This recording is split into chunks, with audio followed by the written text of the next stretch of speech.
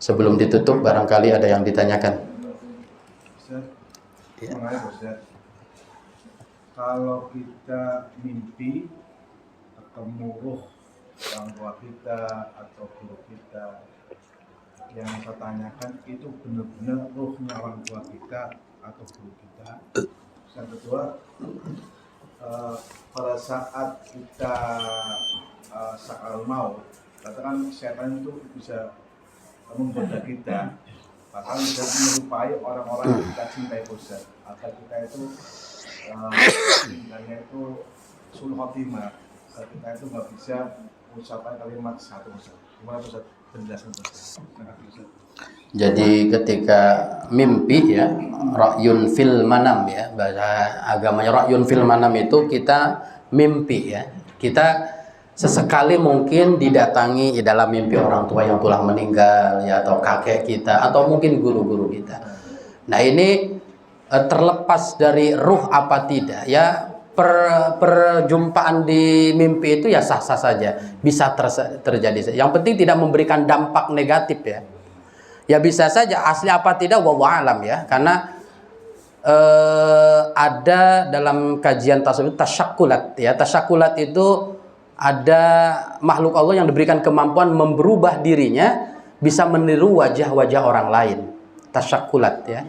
Jadi yaitu diantaranya adalah jin ya. Jin itu diberikan kemampuan bisa merubah wajahnya seperti orang tua kita.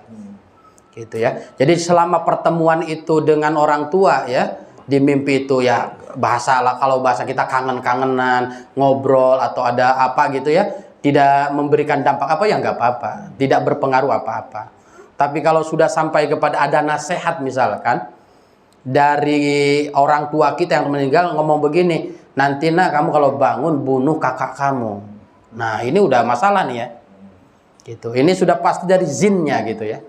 Jadi setiap nasihat-nasihat ruh atau guru kita bahkan, atau dia ngaku walinya Allah gitu ya, kalau isi nasihatnya jelek ya jangan dilakukan Pak.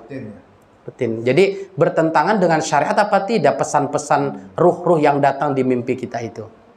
Tapi kalau ruhnya misalkan awas sholat ya, jangan sampai tinggal ya, itu ya dimaknai itu baik, berarti nasihat dari Allah melalui mimpi itu. Itu ya. Jadi terlepas daripada asli atau tidak wallahu a'lam, tapi ada makhluk Allah jin yang diberikan kemampuan oleh Allah tasyakulat, mampu merubah, bisa jadi itu jin ya yang merubah dirinya. Hanya wajah Rasulullah yang tidak bisa ditiru Pak Bu ya. Wajah guru kita, wajahnya wali-wali Allah bisa ditiru semua Pak sama jin itu. Nah itu yang pertama. Yang kedua, memang syakaratul maut ini adalah peristiwa yang perlu dipersiapkan dari sekarang Pak ya. Sering kita baca doa itu ya, wahawwin alaina fi sakaratil maut. Kita tiap habis sholat baca doa itu agar diringankan. Kenapa? Karena pertaruhan Pak ya. Ibadah kita yang 50 tahun itu ditentukannya pas meninggal itu Pak. Al-umur bi khawatimiha kata Rasulullah. Jadi sesuatu itu, nasib kita itu sangat tergantung pada akhir itu, pada sakaratul maut. Betapa banyak orang yang ibadah puluhan tahun, mungkin ratusan tahun, pas di sakaratul mautnya tidak syahadat. Ya, atau mengingkari keberadaan Allah, tidak percaya Allah. Jadi makanya husnul khotimah itu sesuatu yang harus kita minta terus Pak ya. Nah, mengapa sakaratul maut ini kita minta perlindungan kepada Allah? Karena tadi betul dalam hadis itu akan datang ketika sakaratul maut itu godaan-godaan dari syaitan yang tadi tasyakul itu Pak, akan berubah bentuk orang tua kita. Makanya termasuk saya sendiri Pak ya, ketika orang tua wafat itu nggak tahu, orang wafat itu nyebut-nyebut karuhun. Apa karuhun itu apa ya? Leluhurnya gitu ya. Itu orang tua saya ketika meninggal tuh nyebut kakek-kakeknya disebutin. Senyum katanya itu sih, datang sih itu katanya, ibunya datang gitu Pak ya. Mungkin pengalaman saya juga dialami oleh Bapak Ibu sekalian, kalau nunggu orang yang mau meninggal tuh nyebut-nyebut orang itu.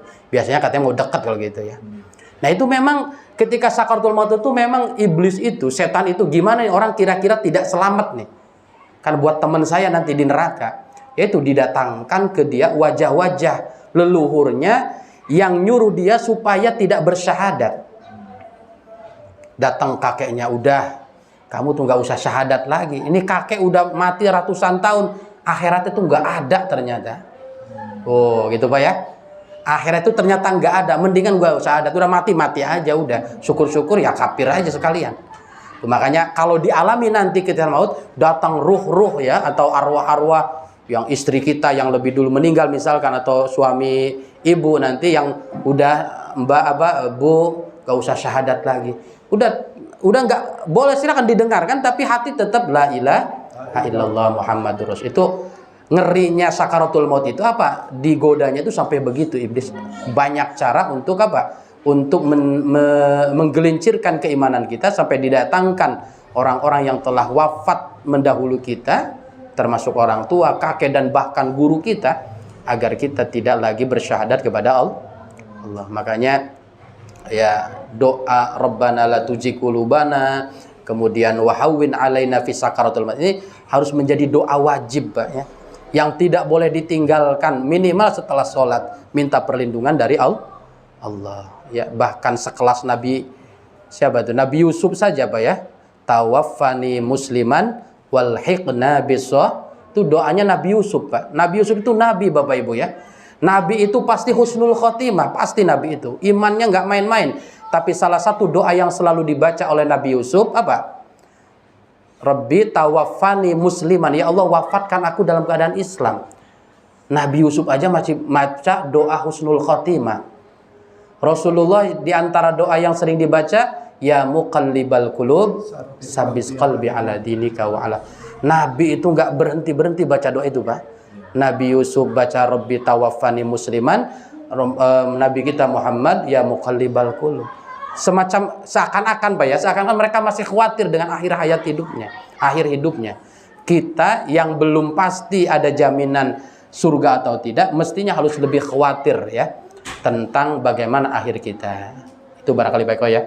Jadi la ilaha illallah itu tidak hanya ketika hidup, tapi dibawa sampai ganti kita syakaratil. Cukup barangkali ya.